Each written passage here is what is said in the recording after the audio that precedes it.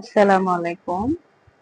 আলুর ভর্তা, ডাল আর এখানে গরুর গোশত নিয়েছি অল্প করে, যেহেতু আজকে অনেকদিন ধরে মশলা জাতীয় খাবার খেতেছি, তার জন্য আমি অল্প করে নিলাম।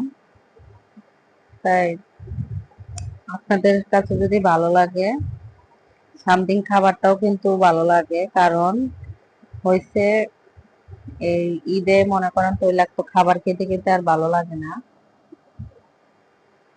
যার কারণে একটু আলুর ভর্তা, ডাল ভালো লাগে। আপনাদের কাছে যদি এরকম সামথিং খানা ভালো লাগে তৈলাক্ত খাবার খেতে খেতে, তাহলে এরকম একটু ভিন্ন খাবার খেয়ে দেখেন, এক বেলা অনেক ভালো লাগবে। আর ডালটা কিন্তু অনেক সুঘ্রাণ ডালের থেকে আসতেছে, আর এটা একদম বিয়ে বাড়ি ডালের মতো হয়েছে।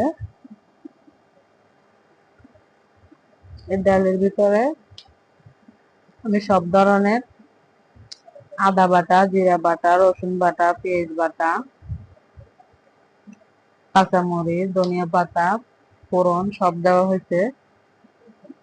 ডালটা কিন্তু অনেক মজা হয়েছে, অবশ্যই আপনারা বাসায় ট্রাই করে দেখতে পারেন।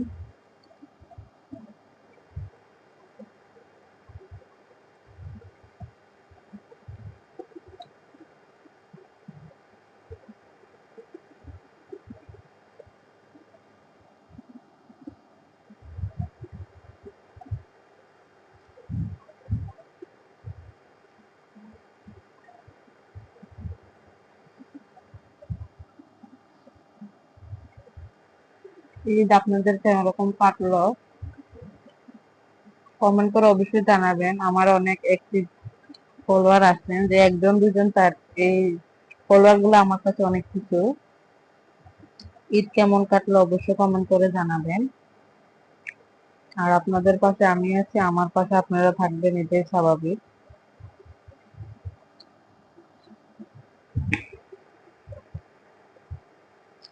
রান্নার ব্লগের পাশাপাশি একটু খাবারের ভিডিও করি, যেহেতু আমি বেড়াতে চলে যাব কালকে, আর ভিডিও করতে পারবো না, তাহলে আমার এই ভিডিওটাই দিতে হবে। ভালো লাগলে অবশ্যই পাশে থাকবেন।